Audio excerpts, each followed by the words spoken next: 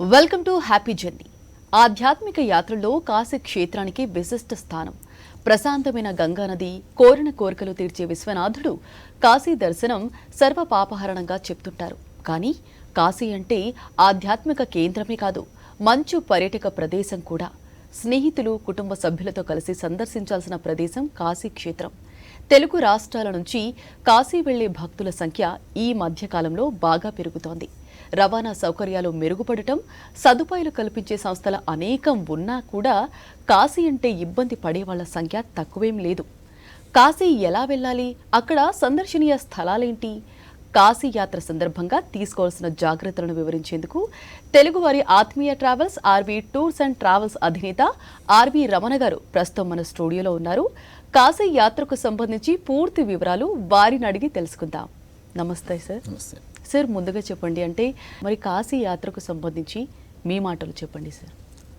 సాధారణంగా కార్తీక మాసంలో వచ్చింది అంటే చాలు శైవ క్షేత్రాల యొక్క సందర్శన అనేది చాలా విపరీతంగా ఉంటుంది. మరి ముఖ్యంగా ఎంతో ప్రీతివంతమైనటువంటి ఈ కార్తీక మాసంలో కాశీ యాత్రకి చాలా విశిష్టమైనటువంటి ప్రాధాన్యత ఉంది. మనం చూస్తూ ఉన్నాం, తెలుగు రాష్ట్రాల్లో కానీ దేశవ్యాప్తంగా కానీ ఎక్కడున్నా కార్తీక పౌర్ణమి రోజు కార్తీక వెలుగులలో కార్తీక దీపాలు వెలిగిస్తూ కార్తీక స్నానాలు ఆచరిస్తూ నెల మొత్తం కూడా ఒక దివ్యమైనటువంటి ఆధ్యాత్మికమైనటువంటి ఆలోచనతో ప్రజలు ఉండడం మనం గమనిస్తూ ఉంటాం. అటువంటి ఈ కార్తీక మాసంలో వచ్చేటువంటి కార్తీక పౌర్ణమి రోజు కాశీ చరిత్రలో చాలా విశిష్టమైనటువంటి రోజుగా మనం చెప్పొచ్చు. అక్కడ ఉన్నటువంటి పుర ప్రజలు కానివ్వండి, స్థానిక ప్రజలు కానివ్వండి, వీళ్ళందరూ కూడా కార్తీక పౌర్ణమి రోజును దేవ దీపావళిగా పిలుస్తూ ఉంటారు. అంటే వీళ్ళ యొక్క ఆలోచన ఏంటి అంటే, కార్తీక పౌర్ణమి దేవతలు అందరూ కూడా కాశీ క్షేత్రానికి వచ్చి అక్కడ దీపావళి పండగ పర్వదినాన్ని నిర్వహించుకుంటూ ఉంటారు అన్నటువంటి నానుడి అనేది ప్రచారంలో ఉంది.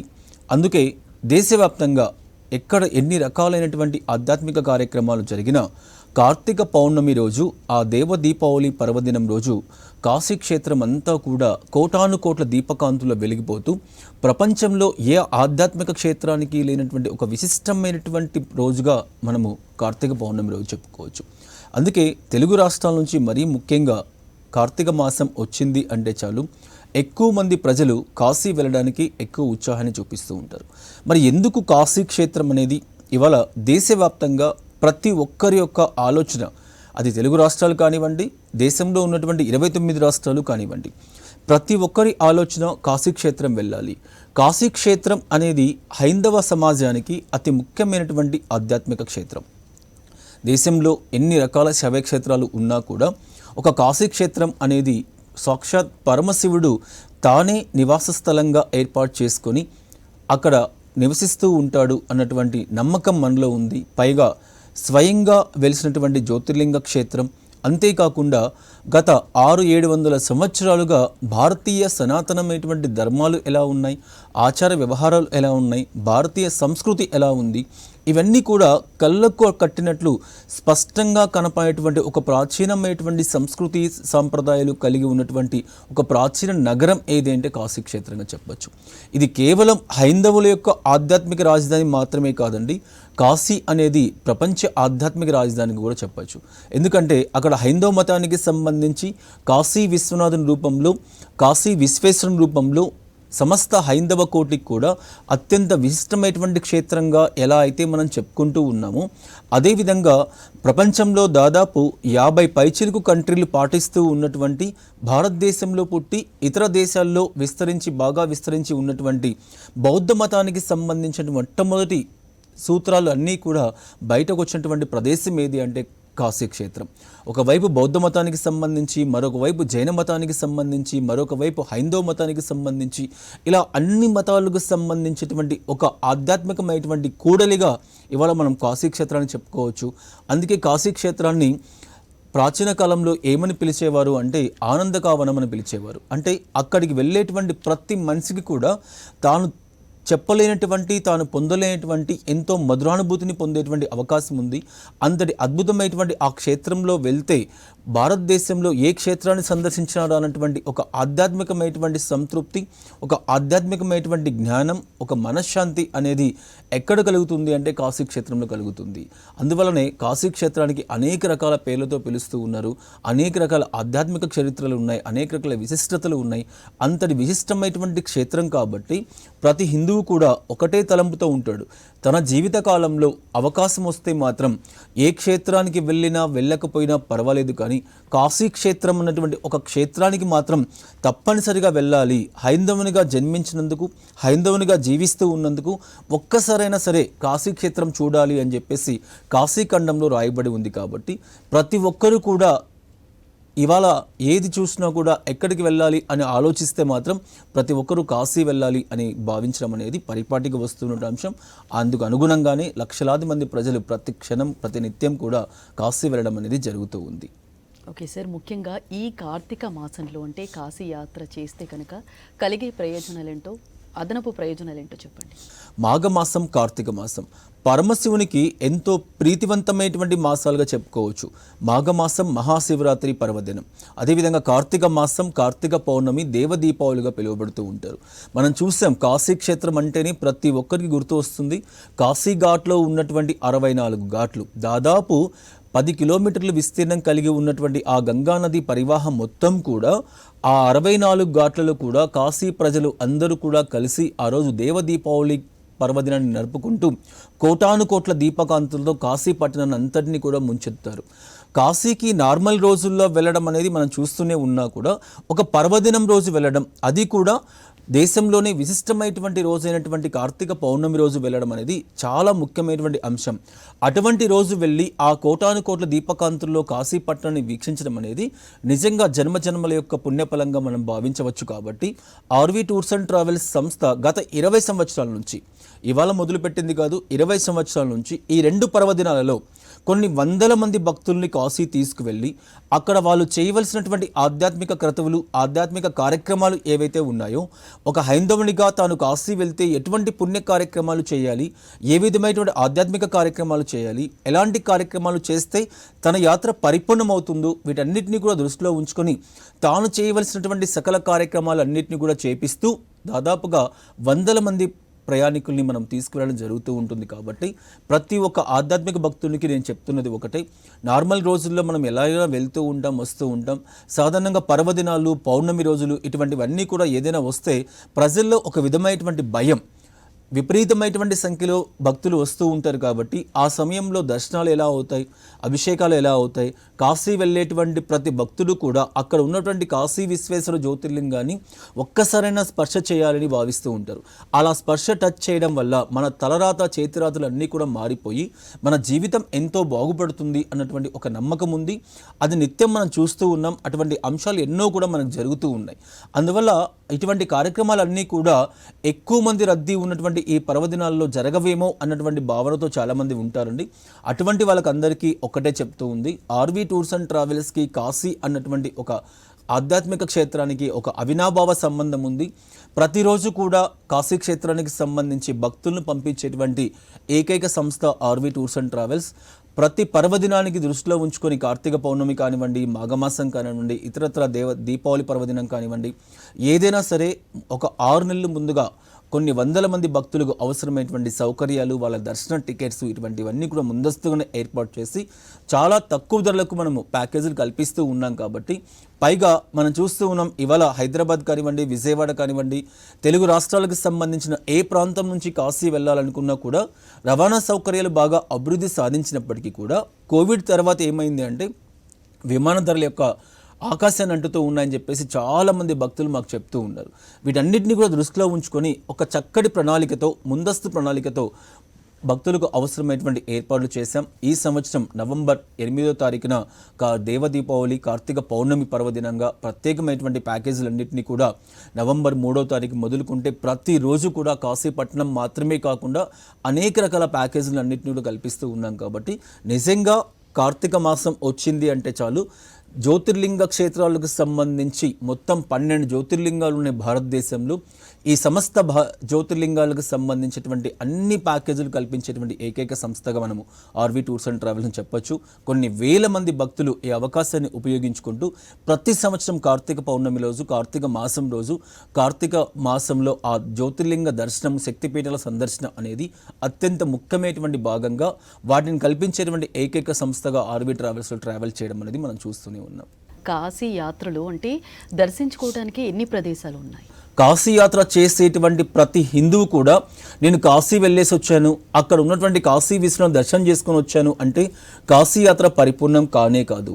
మన పురాణాలు కానీ, మన ప్రాచీనమైనటువంటి గ్రంథాలు కానీ, మన పెద్దలు కానీ వీళ్ళందరూ కూడా చెప్పింది ఒకటే, కాశీ యాత్ర పరిపూర్ణం కావాలి అంటే కాశీ యాత్రకు సంబంధించినటువంటి 3 ప్రదేశాలు ఏవైతే ఉన్నాయో వీటన్నిటిని కూడా పరిపూర్ణంగా చూడాలి. అలహాబాద్ వెళ్ళాలి, అక్కడ ఉన్నటువంటి ప్రయాగ క్షేత్రంలో త్రివేణి సంగమంలో స్నానం ఆచరించాలి. గంగా, యమున, సరస్వతి నదులు కలయికనే త్రివేణి సంగమంగా మనం పిలుస్తూ ఉన్నాం.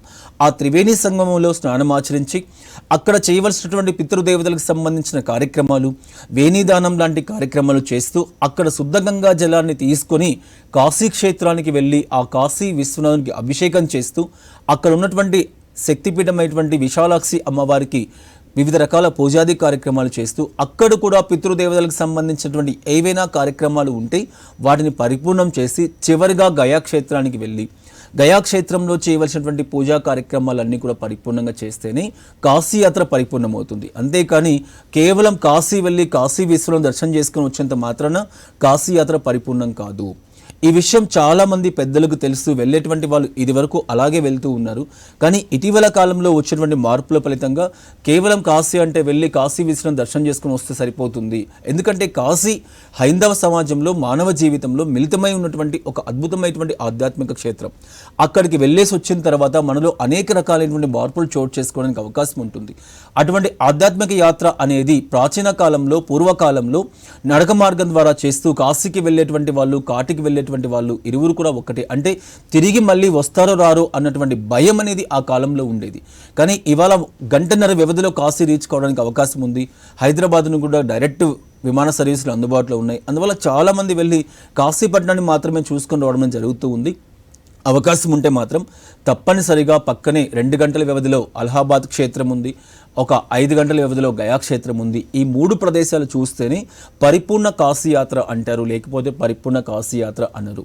ఈ అంశాన్ని దృష్టిలో ఉంచుకొని ఆర్వి టూర్స్ అండ్ ట్రావెల్స్ ప్రతినిత్యం కూడా కాశీకి అనేక మంది భక్తులు పంపించేటువంటి సంస్థ.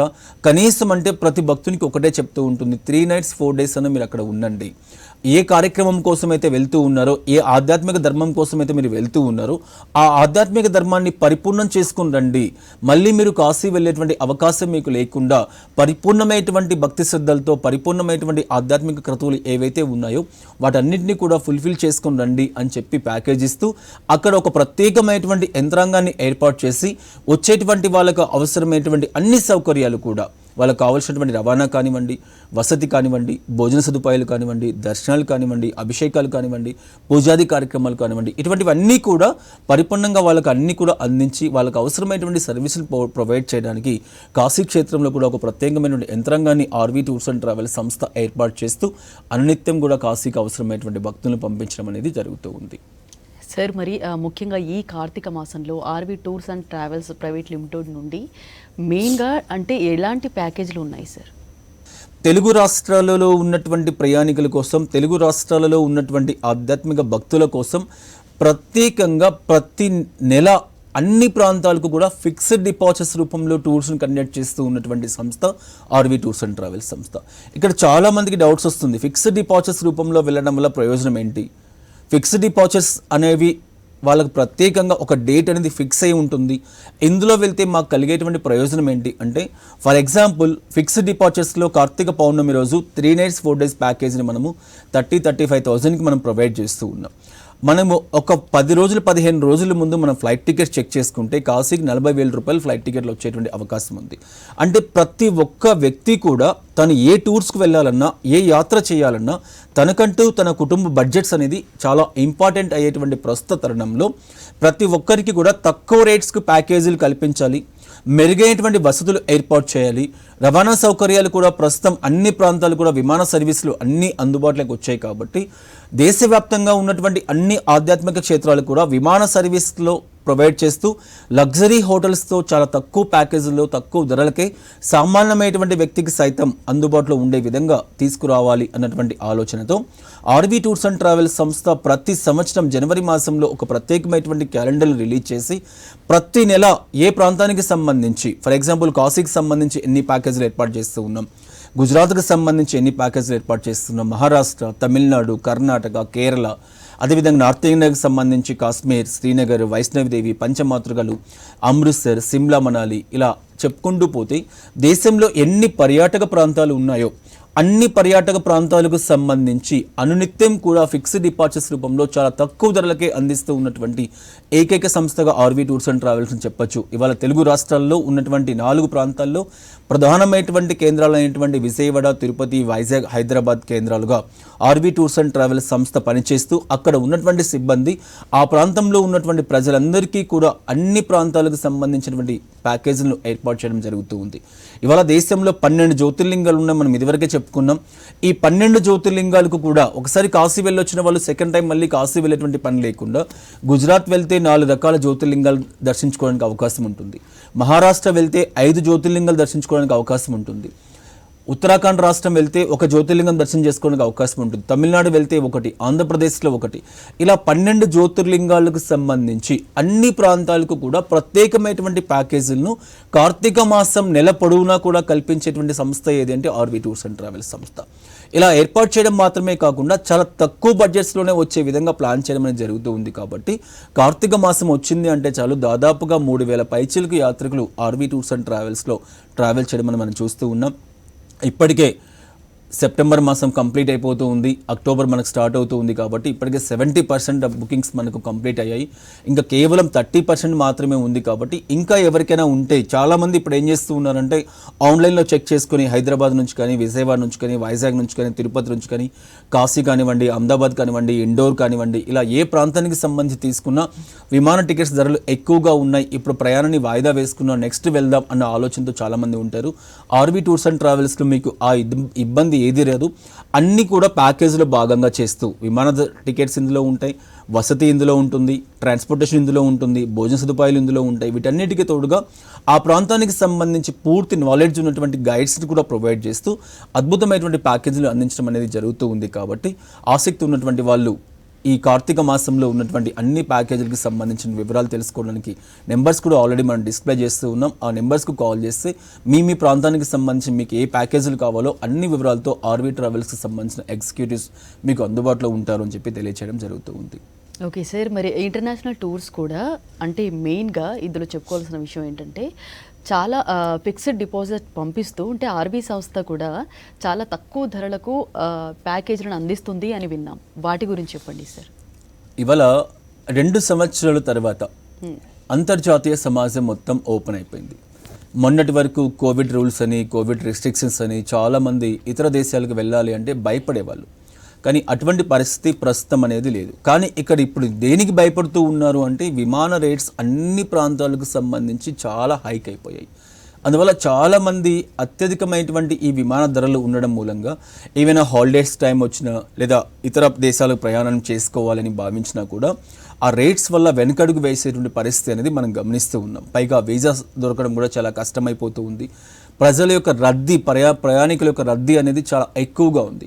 దీన్ని దృష్టిలో ఉంచుకొని ఆర్వీ టూర్స్ అండ్ ట్రావెల్స్ సంస్థ ఏ విధంగా అయితే దేశీయ ప్యాకేజీలన్నింటినీ కూడా ఫిక్స్డ్ డిపాజిట్స్ రూపంలో ఏర్పాటు చేస్తూ స్ట్రీమ్లైన్ చేసుకుంటూ ప్రతి ఒక్కరికి తక్కువ ధరలకు అందించే విధంగా ఏర్పాటు చేస్తూ ఉందో అదే విధమైనటువంటి ప్లాన్స్ని ఇంటర్నేషనల్ ప్యాకేజెస్ కూడా కల్పిస్తూ ఇవాళ సింగపూర్ కానివ్వండి, మలేసియా కానివ్వండి, దుబాయ్ కానివ్వండి, వియత్నాం కానివ్వండి, కాంబోడియా కానివ్వండి, శ్రీలంక కానివ్వండి, మాల్దీవ్స్ కానివ్వండి, ఇలా ఏషియన్ కంట్రీస్ ఏవైతే ఉన్నాయో వీటన్నిటికీ సంబంధించి ప్రతి నెల ఈ నెల లేదు అన్న భావన లేకుండా, విమాన రేట్స్తో సంబంధం లేకుండా, వీసాస్తో సంబంధం లేకుండా అన్నీ కూడా ప్యాకేజ్లో ఇంక్లూడ్ చేస్తూ ఇక్కడ ప్రధానంగా గమనించాల్సింది ఏంటంటే ఎవరైతే అంతర్జాతీయ టూర్స్కి వెళ్తూ ఉంటారో అక్కడ ఉన్నటువంటి అట్రాక్షన్స్ ఏవైతే ఉంటాయో వాటికి కూడా అధిక మొత్తంలో ఖర్చు అయ్యేటువంటి పరిస్థితి ఉంటుంది.